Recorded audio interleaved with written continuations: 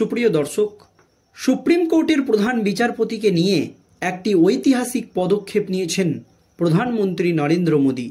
আর তার এই পদক্ষেপের প্রশংসা করলেন দেশের উপরাষ্ট্রপতি জগদীপ ধনখড়। তবে যে পদক্ষেপ প্রধানমন্ত্রী নরেন্দ্র মোদী নিয়েছেন তাতেই রাজ্য রাজনীতিতে একেবারে নতুন করে শোরগোল পড়ে গিয়েছে। দর্শক, আপনারা জানেন রাজ্য সরকারের একাধিক দুর্নীতি ইস্যুতে কলকাতা হাইকোর্টের বিচারপতিরা কঠোর পদক্ষেপ নিয়েছে। সেই শিক্ষক নিয়োগ দুর্নীতি থেকে শুরু করে গরু পাচার, কয়লা পাচার, রেশন দুর্নীতি আর কলকাতা হাইকোর্টের প্রত্যেকটা মামলাকে চ্যালেঞ্জ করে সুপ্রিম কোর্টে গিয়েছে রাজ্য সরকার।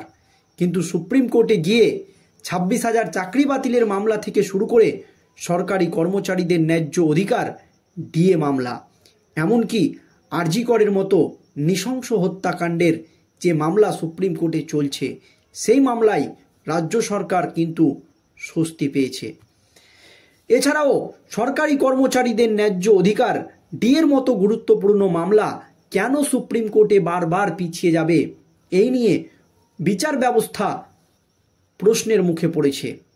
সরকারি কর্মচারীরা একাধিকবার মুখ খুলেই বিস্ফোরক মন্তব্য করেছে। আর এবার সুপ্রিম কোর্টের প্রধান বিচারপতিকে নিয়ে একেবারে চরম পদক্ষেপ প্রধানমন্ত্রী নরেন্দ্র মোদীর। আর প্রধানমন্ত্রী নরেন্দ্র মোদীর এই পদক্ষেপের প্রশংসা করলেন দেশের উপরাষ্ট্রপতি জগদীপ ধনখড়। ঠিক কি হয়েছে দেখুন দর্শক।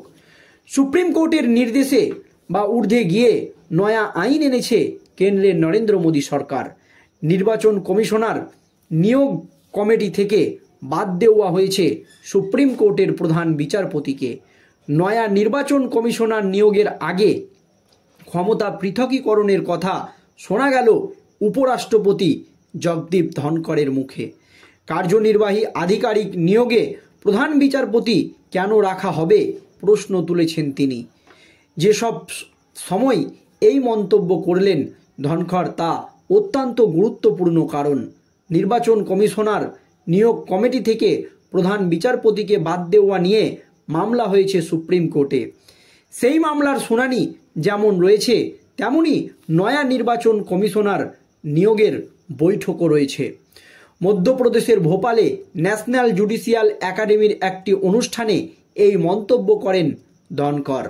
তার মন্তব্য, আমাদের দেশই হোক বা অন্য কোনো গণতান্ত্রিক দেশ, সিবিআই ডিরেক্টর নিয়োগে প্রধান বিচারপতি সামিল হন কি করে? এটা কি যুক্তিযুক্ত যে সময় এই নিয়ম চালু হয় কার্যনির্বাহী বিভাগ আদালতের রায়ের সামনে নথি স্বীকার করে? কিন্তু বিষয়টি পর্যালোচনার সময় এসেছে, কারণ এটা গণতন্ত্রের পরিপন্থী। কার্যনির্বাহী আধিকারিক নিয়োগে প্রধান বিচারপতিকে কেন যুক্ত করা হবে? 18ই ফেব্রুয়ারি মুখ্য নির্বাচন কমিশনার রাজীব কুমারের কার্যকালের মেয়াদ শেষ হচ্ছে। নয়া মুখ্য নির্বাচন কমিশনার নিয়োগ নিয়ে সোমবার অর্থাৎ 18ই ফেব্রুয়ারি বৈঠক হতে চলেছে। 2023 সালের chief election commissioner and other election commissioner আইনের আওতায় নয়া নির্বাচন কমিশনার নিযুক্ত হওয়ার কথা। 2023 সালের মার্চ মাসে সুপ্রিম কোর্ট জানিয়েছিল নির্বাচন কমিশনার নিয়োগ কমিটিতে প্রধানমন্ত্রী, লোকসভার বিরোধী দলনেতা এবং বিচারপতিকে রাখতে হবে। সেই রায়ের পরই নয়া আইন আনে কেন্দ্রের নরেন্দ্র মোদী সরকার। নয়া আইনে নির্বাচন কমিশনার নিয়োগ কমিটি থেকে বাদ দেওয়া হয় সুপ্রিম কোর্টের প্রধান বিচারপতিকে।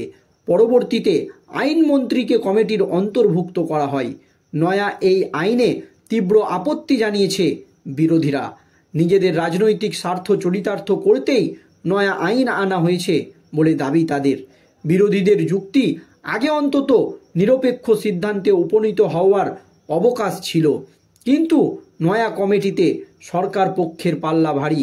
নিজেদের পছন্দের লোককেই ক্ষমতায় বসাতে নয়া আইন আনা হয়েছে কেন্দ্রের নরেন্দ্র মোদী সরকারের তরফে, এমনই অভিযোগ ইন্ডিয়া জোটের। এই নয়া আইনের বিরুদ্ধে ইতিমধ্যেই শীর্ষ আদালতে মামলা দায়ের হয়েছে। 19শে ফেব্রুয়ারি আদালতে সেই মামলার শুনানি রয়েছে। আর তার একদিন আগে নয়া নির্বাচন কমিশনার নিয়োগের বৈঠকে যোগ দেবেন প্রধানমন্ত্রী মোদী, আইনমন্ত্রী অর্জুন রাম মেঘওয়াল এবং বিরোধী দলনেতা রাহুল গান্ধী। আর সেই আবহে কার্যনির্বাহী আধিকারিক নিয়োগে প্রধান বিচারপতির প্রয়োজনীয়তা নিয়ে প্রশ্ন তুললেন ধনখড়। তার বক্তব্য, বৈচারিক ডিক্রিক এর মাধ্যমে কার্যনির্বাহী শাসন কায়েম সংবিধানের পরিপন্থী। পৃথিবীর বৃহত্তম গণতন্ত্রে এমনটা আর চলতে পারে না। প্রতিষ্ঠানগুলি এখতিয়ার ভুলে গেলে বিস্তৃতি ক্ষত দিয়েই গণতন্ত্রকে মনে রাখা হয়। সাংবিধানিক এখতিয়ারের মধ্যে থেকে জাতীয় স্বার্থের কথা মাথায় রেখে সহযোগিতাপূর্ণ আচরণ বজায় রেখেই প্রতিষ্ঠানগুলিকে চলতে হবে। ধনখড়ের দাবি, কার্যনির্বাহী ক্ষেত্রে মানুষের ইচ্ছের প্রতিফলন ঘটানোই কাম্য। নির্বাচিত সরকার সেই কাজে দায়বদ্ধ। আইনের কাছে দায়বদ্ধ তো নির্বাচিত সরকার। সেই ক্ষমতা না থাকলে দায়বদ্ধতা থাকে না। শাসন কার্যের সব কিছু সরকারের হাতেই থাকা উচিত। বাইরের কোনো হস্তক্ষেপ ঘটলে তা গণতন্ত্রের মৌলিক চরিত্রের পরিপন্থী বলে দাবি উপরাষ্ট্রপতি ধনখড়ের।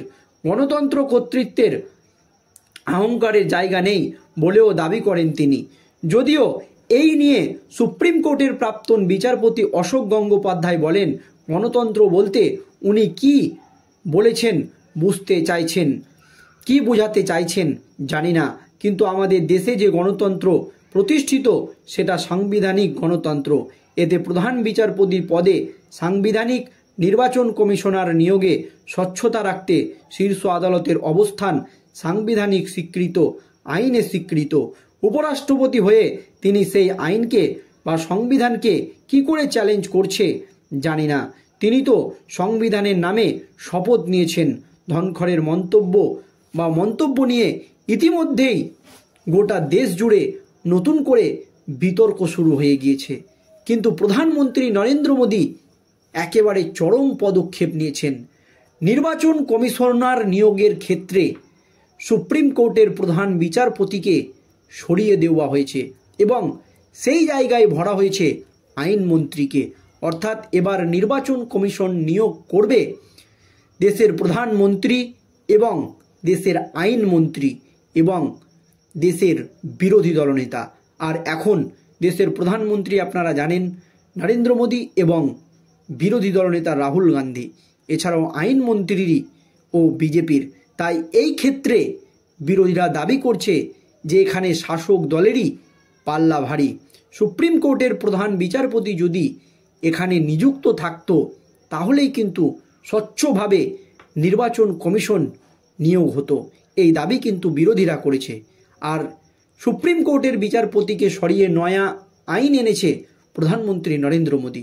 দর্শক, কার পদক্ষেপ ঠিক, কে ঠিক এখানে, বিরোধীরা ঠিক নাকি প্রধানমন্ত্রী নরেন্দ্র মোদী ঠিক? আপনাদের কি বক্তব্য কমেন্ট করে জানান।